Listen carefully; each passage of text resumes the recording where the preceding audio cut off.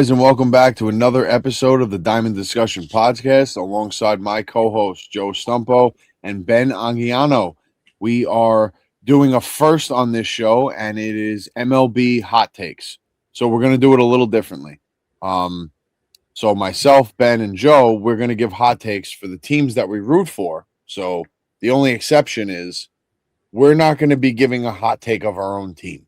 So you guys, just to keep you up to it. So I'm going to do a Brewers and Yankees hot take. Ben is going to do a Yankees and Mets hot take. And Joe is going to do a Brewers and Mets hot take. And then we're all going to have a hot take throughout baseball that we all came up with. So I think this should be interesting. I think this is going to spark some controversy and some conversation, because what better way to do that than letting our minds speak freely? So I'm going to let Ben, you lead this off. What do you have? What is your you lead whichever way you want to go. Yeah, so my first hot take, starting it off, is that Luis Robert will have a healthy/productive season in 2026.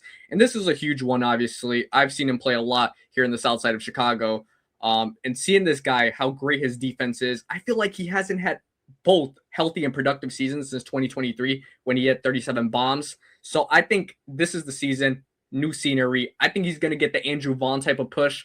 Obviously, now we get a group of core with Lindor, Soto, Simeon, Bichette. You got guys there. I feel like the clubhouse will be popping, as well as Freddie Peralta. I mean, I know we're not talking pitchers, but having a new change of scenery, I think, is going to be very key for Luis Robert to have a healthy season, especially because he doesn't have to feel the pressure, the weight of carrying a franchise right here. It's kind of like the X factor, like I said, batting either seventh, maybe eighth, maybe sixth, whatever it may be. So if that could keep him on the field as well, not feeling like, this is my team, the pressure's all on me, I think he could have a healthy and productive season right here. Yeah, I think if he could at least give the Mets 100 games, he could do some damage. I think this is a really good pick. So if he could stay somewhat healthy, be in the lineup daily, I think having Soto and Lindor in that lineup is going to help him. They'll also acclimate him to New York as well. There's a lot of guys that have been playing in New York for a while. You got Clay Holmes, Luke Weaver, Soto. There's a lot of guys there that have been playing in New York for a while, so they can help him, get acclimated to the city, to the organization, and I think he'll be fine. Like you said, it's a low risk, high reward type of situation right now for the Mets and what they were able to get for Luis Robert. I love this simply for the fact that, he's now around legitimate superstars, and he's not the guy, pretty much to what Joe and Ben alluded to, that, he doesn't have to have that pressure. He can kind of maybe just come into this and a little relaxed. I just hope he acclimates well to the New York scenery, the New York media, but he's going to have a ton of help. A lot of guys around him, like Joe had mentioned, that have been there, done that, and hopefully that, helps elevate him to get through. Maybe if he does start off the season a little slow, but I love this take, because if there's a guy on this team that could be a huge X factor down in the lineup, it could be Luis Robert. Yeah, and I think he has the capability of having a very productive season when there's not a lot of pressure on him. Am I going to see the 37 home runs? Most likely not, but if he could stay healthy for a good maybe 145 games, 150 games, that would be an absolute W right there. And if we're talking maybe batting even 255, 260, 25 home runs, I think that would be a success story right there, a turnaround, kind of in the same way as, like I said, Andrew Vaughn. So hopefully it happens for this guy. I always will root for him. La Pantera, they call him, and he's a very fun player to watch on the field. So I'm going to be very excited to see what he does in his first year at Queens. So next up, we have one of JB's takes right here, and I think this is actually a really good take because it's about my Brewers, and here it is. Garrett Mitchell finally has a fully healthy season, and I wrote in quotations, or in parentheses, should I say, God, I hope so, which I really do. You have every right to hope so, because he's only played the most he's ever played is 69 games in 2024. So we want to be able to crack that and try to get at least to 150, right? That's considered at least a pretty decent season right there. So I think this kid has, he's 27 years old. He could hit at least 15 to 20 home runs. I think he could get 50 plus RBIs and steal 50 to 20 bags. I think he's a very good, outfielder, center fielder specifically. So I think if the Brewers could get all that out of him, I think this would be almost like a player they just acquired. I know he's been on the team for 4 or 5 plus years now, and it's not been the best experience due to injury. But like I said, he's got all the tools to be a really, really solid player, and I think he could hit for average and show some pop, and be a little bit of a menace on the base pass as well, while also being able to play some good defense. So I think this could be a really nice addition to the lineup if he's healthy for the Brewers. Yeah, I agree with this. I think it's bold, but why not? The thing is with a guy like him, he could be the reason why the Brewers, essentially maybe stay, I don't want to say relevant, but stay in that upper echelon of baseball and have they been over the last couple of years. So to be honest with you, not to give myself away, but Garrett Mitchell could be a key piece to my hot take relating to the Brewers as well. I don't want to dig too much into it because we're going to get to that one just a little later. Guys, I think it's time. I'm going to jump into my Yankees take. Yeah, I got you right now. Let me pull that right up for you. I think Jay is going to like this, potentially. So here's my take. Giancarlo Stanton is going to play his last full healthy season. Now, I don't say that this is his last season overall, but I think you're going to get the most games out of him this coming season that you're going to get for the rest of his career. I feel like every couple of years he's due for that real healthy season and stay on the field and be extremely productive from start to finish. I think this is the year we get it. And unfortunately, I think this might be the last time that we see it. So what I could urge fans, if I'm right, take advantage of watching a guy like this. What I could say is I've been to a ton of baseball games. I've seen a ton of guys play. He is one of those guys that when he gets a hold of one, the crack of the bat is just different than most players in baseball. And I could really say that about maybe a handful, a dozen at most that I've seen play throughout my entire life. I'm not also that old, but regardless, when this guy gets a hold of a baseball, the crack of that bat is just so different. It really is. It's scary, being down even the third baseline, sitting on the seats before the nets were up and he was up.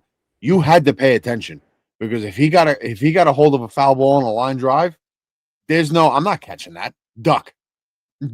Yeah. And there's not many guys you could say that about.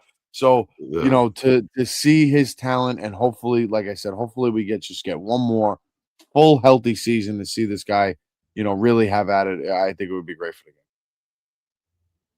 Yeah, if he could get triple digits, man, that's a win in itself. I'm hoping for at least 125 out of him. Honestly, there's going to be days where you're going to have to sit him and rest him, just out of keeping him fresh and just keeping his legs healthy. So, from your mouth to God's ears, man, I do hope that not only does he stay healthy this year, but he can stay, for the majority of the rest of his career, he can stay healthy. But yeah, this would be nice if he's a player that could be available for the majority of the time this year for the Yankees.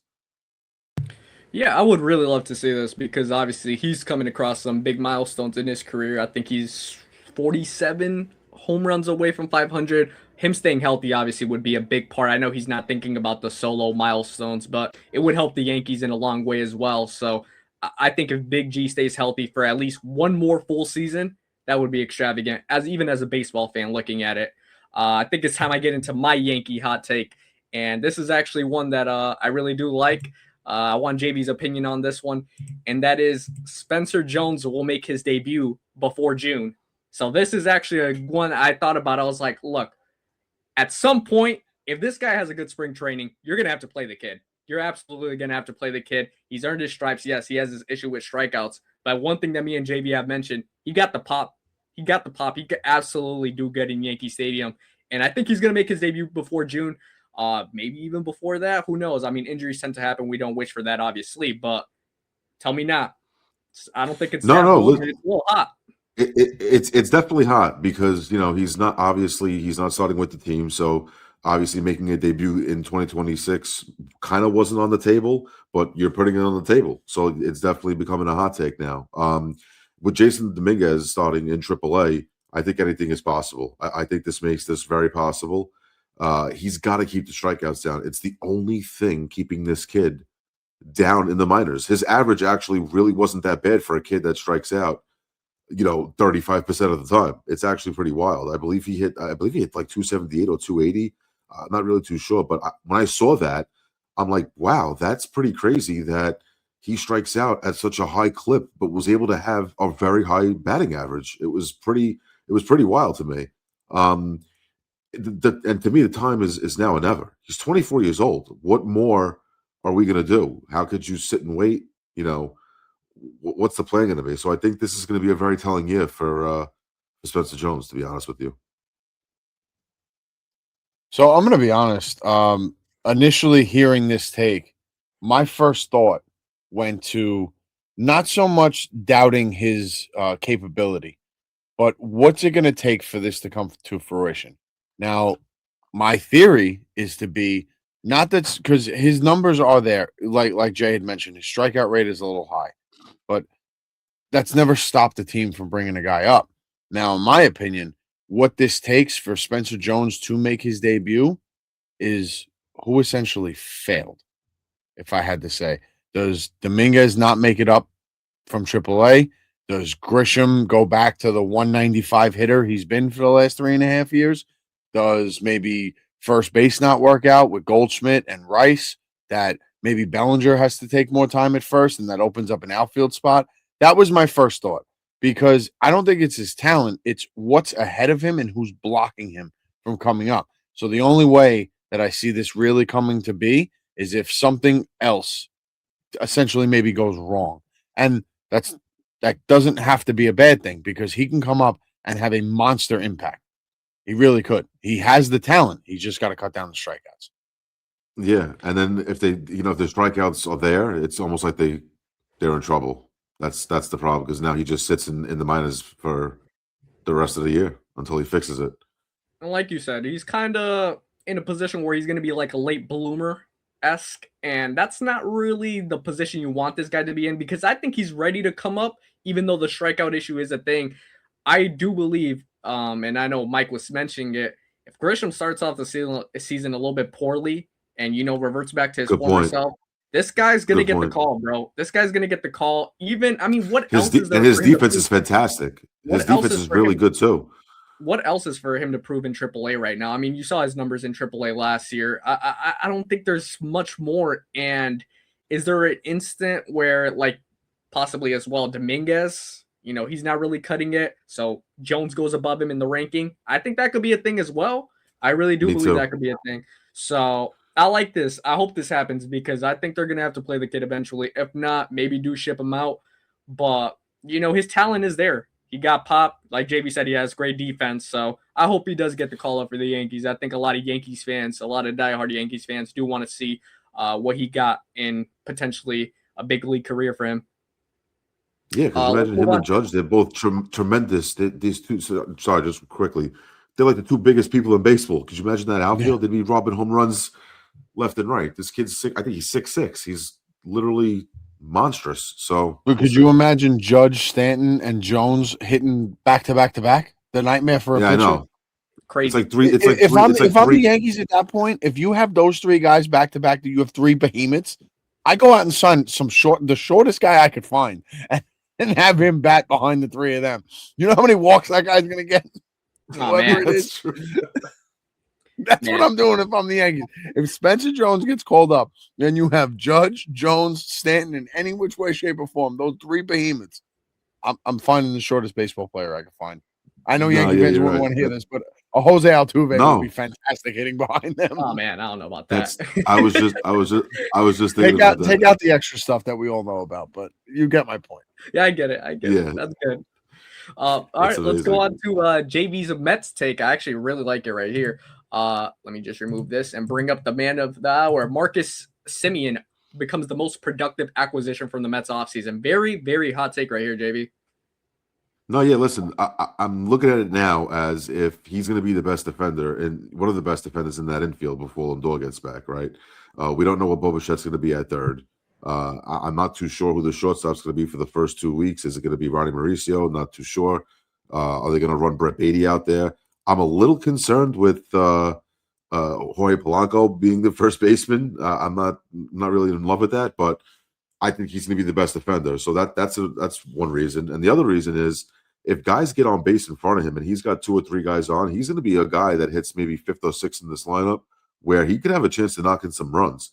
And I think there's going to be a lot of pitchers who are going to be worried about having a pitcher on Soto and Lindor, Polanco, and then all of a sudden you run into Simeon and you got to pitch to him, right, to try to get him out, and he drives in 2 or 3 runs with the bases loaded, or maybe he drives a single, knocks in 2, and I think he's going to have a lot of chances for RBIs, and I think his average is going to be a lot higher than people think, and I think he's going to, that power is still there, so.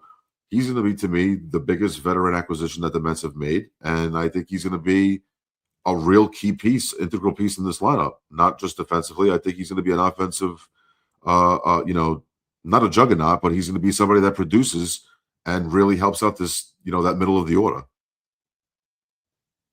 Yeah, I love this. I love this because I couldn't agree more. Simeon, he's coming off somewhat of a down season, some of it due to injury. I know he's getting up there in age. His defense is still elite. We all know that. I think just with the change of scenery, with some of the guys there, I think it's all going to be, like a motivational type of thing to go somewhat down the Mets rabbit hole. If you guys remember, Brewer, not so much, but we're here to teach. That 99 Mets infield was one of the best infields you ever seen. Defensively, they were phenomenal. You had Ventura at third, Ordonez at short, Alfonso at second, and then you have Old Rule at first. I'm not saying it's going to be that, but to have when Lindor is finally healthy, I think these guys defensively are going to feed off each other, and I think that's also going to end up leading to the offensive end. I could see this infield becoming very tight-knit and also maybe make it harder for Bo Bichette to maybe opt out of his deal. I think these guys are going to gel very well. Simeon is known to be very good in the clubhouse. Bichette the same way. So I think it's going to create a new dynamic, within this infield. And I think these guys are going to end up being really close. And I think it's going to help the play. And Simeon's been around the block. He's done this before. He's won before. I think his veteran presence is going to elevate not only himself, but the rest of the lineup. I like this. I like this for a multitude of reasons. And is it going to be like Marcus Simeon? Obviously, he came off a little bit of an injury year. I think it was a foot injury he suffered last year with the Rangers. So now that he's officially 100% healthy, new scenery as well. If he gets into the vibe as well, this is a guy I feel like is a positive clubhouse guy. And he could be productive on the field, off the field. But like Mike said, his defense is tremendous. That's one thing that hasn't gone away with age. So is there a possibility he could be the most productive acquisition from the Mets offseason? Absolutely. I think it's either him or Luis Robert, like I said, mentioned previously. I think it's 1B or 1A, 1B between those two guys. Let's move on to Mike's take about the crew right here. I actually really like this one, and that is the Brewers will have over 90 wins. And I love to hear this, obviously, being a Brewers fan. All right, so here's my thing. I have been somewhat against the Brewers. Not against them. I don't dislike them. I never did. But my thing was, going into last season, when Diamond Discussions first started, I didn't have the Brewers anywhere near what they were. I don't think a lot of people did. And they came out and surprised everybody. And now that you're looking at a situation where they haven't made the big sexy move of the offseason, they traded away Freddie Peralta. But you know what? At the end of the day, the way things have been going for this team over the last couple of years, they're built to do this. To me, they have become the National League version of the Tampa Bay Rays, where they keep recycling talent and it just seems to work. They're becoming maybe an organization where I always make this joke about the Rays. If the Tampa Bay Rays call you up about a player, hang up the phone because they're going to rob you somehow. Not saying that maybe happened with the Brewers and the Peralta deal with the Mets, because I think that could be a win-win on both ends. I think Peralta is a gamesman, and I think that's going to be what it is. But what they got in return in Sproat and Williams, I think those are going to be huge pieces for them. To Jay's point earlier, Garrett Mitchell, he stays healthy. He could be a huge catalyst in that offense. I think they have a ton of young pitching. Their bullpen is essentially solid overall. I'm not crazy about the NL Central. I know the Pirates improved. I know the Cubs kind of stayed the same-ish. The Reds, they added Suarez. I'm not really genuinely impressed with the rest of the NL Central. And the Brewers just seem to find a way to always do it. So, you know what? You got me. You got me hooked. I think they're going to do this again. I think they're going to run it back. I think they're going to take that division. I think they're going to do it with ease. Yeah, I really do hope so.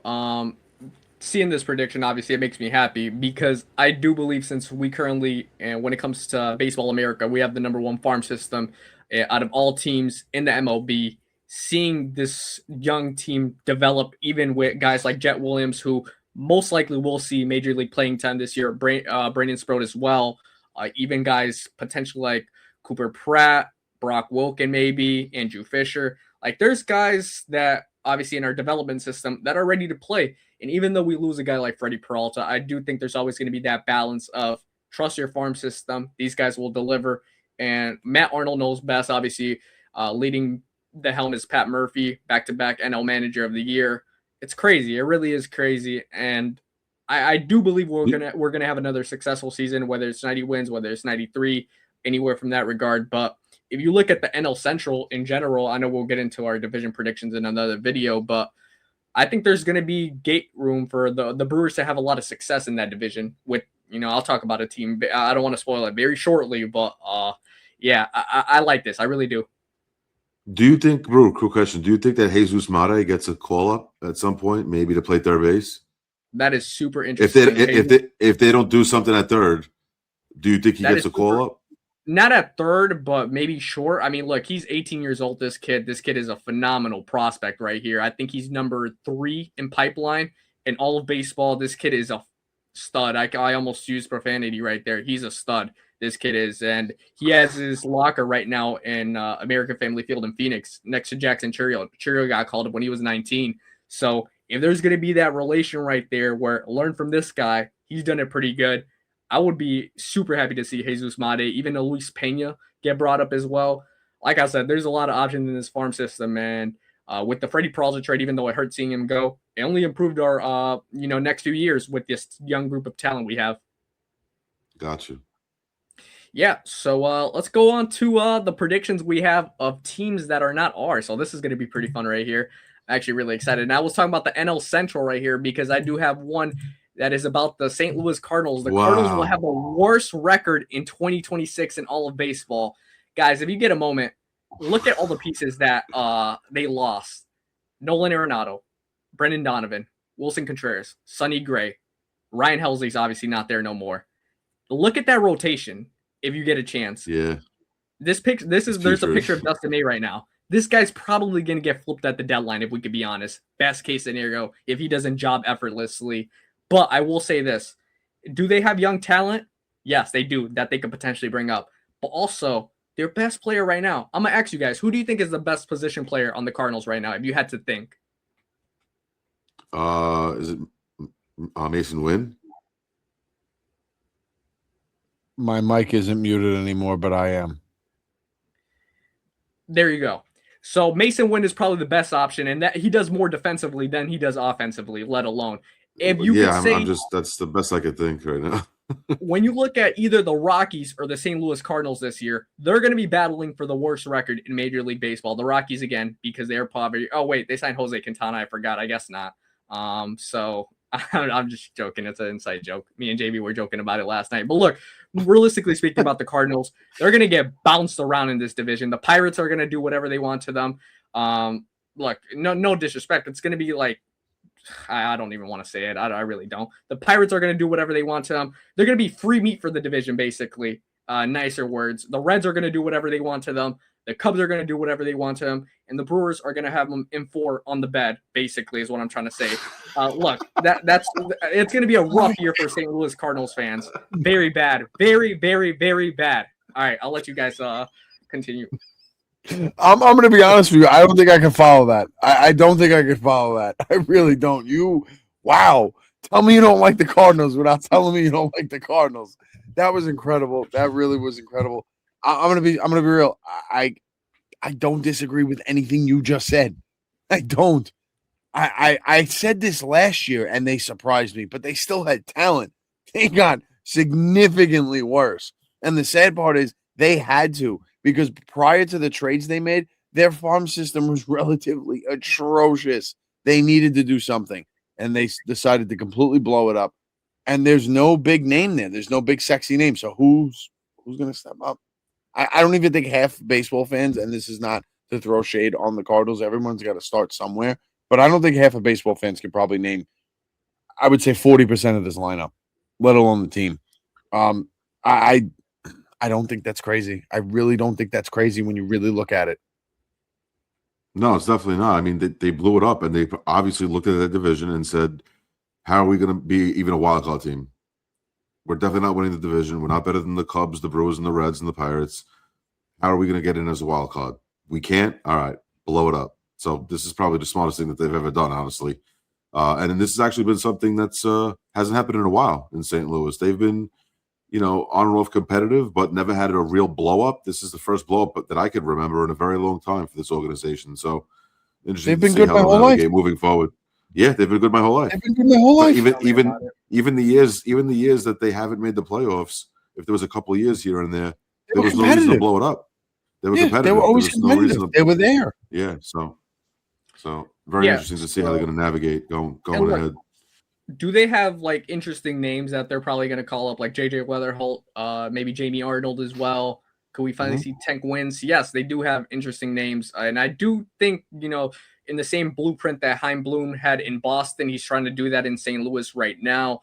It's just going to take a little bit of time with this roster that they have right now. Jordan Walker has not developed at all. I mean, he's looked like he's just not making it in the big leagues, unfortunately for him. And I think their best position player right now, believe it or not, I think it might be Ivan Herrera, their catcher. I think he's pretty good. Mason Wynn, yes, he's a Gold Glove, Platinum Glove, but that glove can only get you as far as possible. Especially when your best players are gone now. Arenado's gone, Donovan's gone, Wilson Contreras, who was really good in first base, he's gone. Sonny Gray, obviously, he's with the Red Sox. I mean, come on, like what are we gonna do here? So that's obviously a very hot take. They have to be worse than the Rockies. And if you look at the Rockies rotation, they're cooked. Yeah, there's if you guys want one thing I'll say about the Cardinals though, if you guys have them coming around your town and they're visiting, get some tickets, bring the family. It's going to be practically home run derby-esque type of material. Wow. He's doubling down. I love it. The first time wasn't enough. So get some tickets, bring the family. Might not cost that much knowing that they're in town. So, all right, let's just keep on going before it gets worse. We're just kicking people while they're down. That's great. I love this right now. Next up, we have JB, and we're going to continue NL Central because JB has the Pirates hold the second wild card spot in the NL. JB, get into this. Yeah, listen, I like their rotation. Obviously we know that Jared Jones is obviously going to be out. He's on the 60-day IL, but everybody else in that rotation is really a good pitcher, obviously, but got Skeens, he's like a god. But they've done really nice things to that lineup. I like the Marcell Ozuna signing. I really do. I also like the fact they went and got Gregory Soto to, just to have a little bit of stability in that bullpen. And I think they could really make a nice little run and become the second wild card spot in the NL. I think that if, Mitch Keller could pitch well and, you got Braxton Ashby, who was really good, and obviously Skeens is going to be in the top running for NL Cy Young again, there's no reason why I think they can fight like tooth and nail. And if they're in it by the All-Star break, I think they're going to make a move, either maybe for a pitcher or a bullpen arm or maybe another bat, whatever they need, come the deadline. And they're going to be aggressive. I think they may make a move and try to shore up their chances to even make the playoffs. So I see them as a second wild card spot for 2026. You know what? I love this take, and it was funny when we were going over this before. Now, we didn't necessarily prep what we were going to say, but we obviously have to be prepared for what each other is going to, what everybody's going to bring out there. And Jay brought this up, and you know what? This would have been my take because I wholeheartedly believe it. And you guys should know, any of our loyal listeners out there, you guys should know how hard I've been on the Pirates organization. I've been tearing them up probably since this podcast has started. And I just want to see them actually compete and do something. And they finally went out and they spent money. They brought in O'Hearn. They brought in Ozuna. They bolstered that offense, which it desperately needed to complement the staff that they have. You have the best pitcher on the planet. You have the best pitcher on the planet right now. You cannot waste him. I hate to do this. I feel like I've said this multiple times. Like Sonny in the Bronx Tale says, the saddest thing in life is wasted talent. You have the best talent in baseball to be your ace and anchor to your rotation. You cannot waste this because Lord knows they're probably going to trade him. But that's going to be years down the line. They are going to milk every ounce of baseball out of Paul Skeens. And before they do so, you might as well put something out there on the field. And if you guys remember something else I brought up in the past, playoff baseball in Pittsburgh just looks like a ton of fun. If they make the playoffs, I want to go to a game in Pittsburgh. I really did. That looks like an atmosphere I would love to be a part of. And those fans deserve it. They really do. The organization had been handling things atrociously over the last couple of years, but they finally started to spend some money. Go out and do something. Go out and do something. Maybe like Jay said at the deadline, maybe they bring somebody in. Maybe whatever they're going to need. Hopefully they do that. But at the end of the day, I love this take because I actually really like this team as a bit of a sleeper in the NL Central. So I do like this take. I do. I think they can make the playoffs if, and there's a big if, that rotation stays healthy. They have to stay healthy. If one of those arms goes down, I do get scared because that bullpen is not strong. Let's not kid ourselves. Their number 4 is Braxton Ashcraft. JV, we were talking about this last night as well. I mean, Braxton Ashcraft, Jose Urquidy's also their number 5 right now, projected on Fangraphs. Not the strongest. Yes, they do expect Jared Jones to come back. That'd basically be similar to a trade deadline acquisition. Jared Jones's talent, obviously, he's an amazing pitcher. But if Mitch Keller or God forbid, Paul Skeens goes down or anything happens in the WBC or anything like that, if they lose a guy, well, their season's cooked. And I do like the moves they made offensively. That's why I think it's possible. Brandon Lau, Ryan O'Hearn, Marcelo Ozuna. Obviously, Brian Reynolds had a down year last year. I think he's going to be better this year.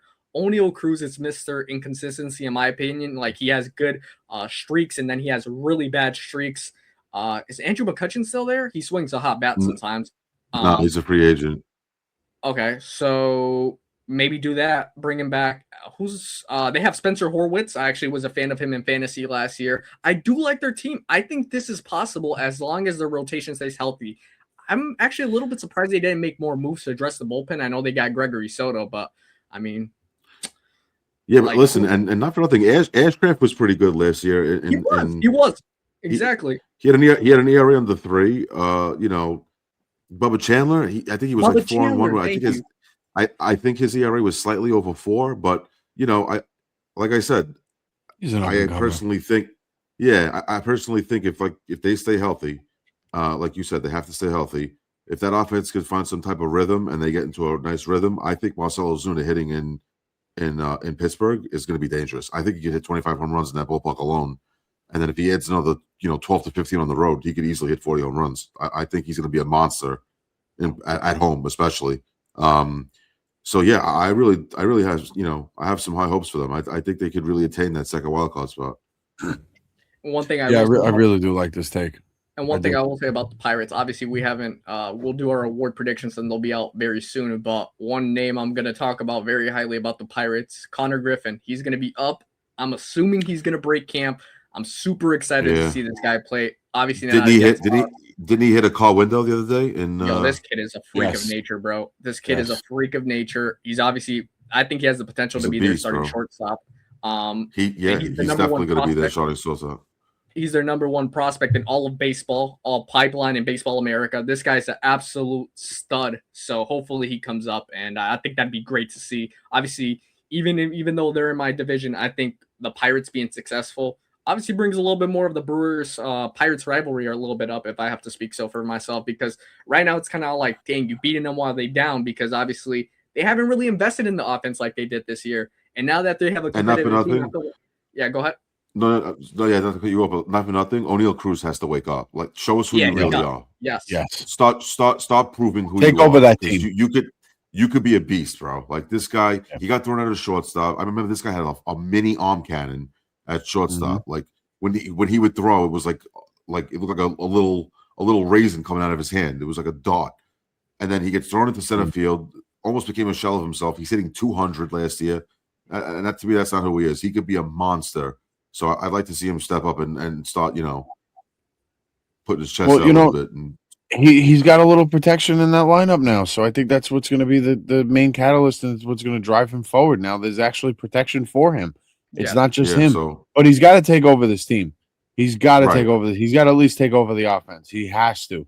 I think he's going to be a key piece to that, and his talent is through the roof. I mean, we're talking about a guy that could be, potentially in MVP conversations. Not saying he could win, he might win one, but you never know. If you put yourself in that in that category, in that conversation, you never know what might happen. Now, what I will say before we end this, we've come up with some crazy ones. We've come up with some pretty bold ones. I know a lot have been a lot of NL Central based. Brew had that masterclass of tearing apart the Cardinals. That was fantastic. What I will ask you guys though in the comment section, my spiel, light us up. YouTube, Spotify, Apple. Which of the hottest takes do you think is the hottest?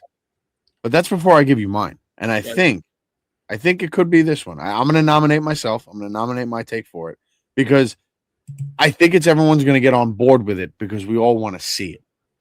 So my hot take is Mike Trout gets traded at the deadline, finally out of Los Angeles, outside of the Angels. My basis for this is I think they're going to struggle again, and now they have to take a hard look in the mirror. Do we want to, keep the guy who's been here, the loyal kid, this and that, or do we want to move on and build for the future? Now, the thing is, they're going to absolutely have to eat a nice chunk of this contract. They're getting out of Anthony Rendon. So, finally we could say goodbye to Anthony Rendon in baseball. Good riddance. See you later. Don't ever come back. I don't want to see commentary. I don't want to see you on Fox or on YouTube or on anything talking about baseball with the way he's behaved. But that's neither here nor there. I think Trout is going to actually have not a MVP caliber Mike Trout season, but a Mike Trout-esque type season where I think his average is going to come up compared to last year. I think the power is going to be there. He's going to drive in runs. And the Angels are going to me, they're going to have to move him because they're going to continue to teeter-totter in that middle of the tier, middle of the pack type situation. And they might be able to get the most value out of Trout this year. I anticipate him having a very good season. So with that being said, if they're going to be middle of the pack and he's going to actually produce and perform, this is the year to move him. You have to because he might be at his highest value he's going to be for the rest of his career. He's got to go. Does he have a no trade clause? I believe so. So he'd have to waive that then. I think I don't see why he would. Why he would? Yeah, you'd have to sit him down and be like, "Hey, listen, this is where we're headed," and if he's going to win a contender, I mean, come on, he's given everything to that city. He's given everything to that fan base. I know it's going to be a heartbreak for him and the fans, but dude, go out and compete. We want to see you in the playoffs, even if you're not what you were 5-6 years ago. The baseball world wants to see this guy succeed and at least play in the playoffs. It's got to happen. And he can still hit 30 and knock an 80. It's crazy with his eyes closed. I would love to see this happen. I just don't believe it will happen. I think he's at the point in his career that he's okay with staying with the Angels for the rest of his career. I think him personally, he's okay with that. And you know what? If that is something he wants, if he wants to stay with the Angels, even if they are like a 500 ball club, and they do have a good, nice group of young core with obviously Christian Moore, Zach Neto, Logan O'Hoppe. Like Joe Adell had a very, very good year finally.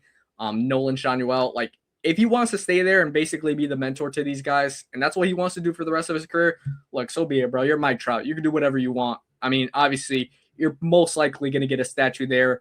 You're probably going to get, obviously, he's going to get a crap ton of love from Angels fans. Do I personally want to see him going out and compete for a championship? Yes, because it's not going to happen in Anaheim, without a doubt. It's just that contract obviously would be very interesting to see how they move that. And for what price would it go? Like, obviously, there's always that dream scenario. Mike Trout to the Phillies. Obviously, everybody talks about it. But I don't know. Whose dream is that? That's no. That's not my dream. Get out of here. A lot of people's dreams, trust. A lot of people's dreams. Well, he was in Philly. That's it. In Philly. Nobody else wants to see that. You're going to take the nicest guy in the world and stick him in Philly? Nobody wants to see that. I think only Philly fans want to see that. I think he would want that, maybe.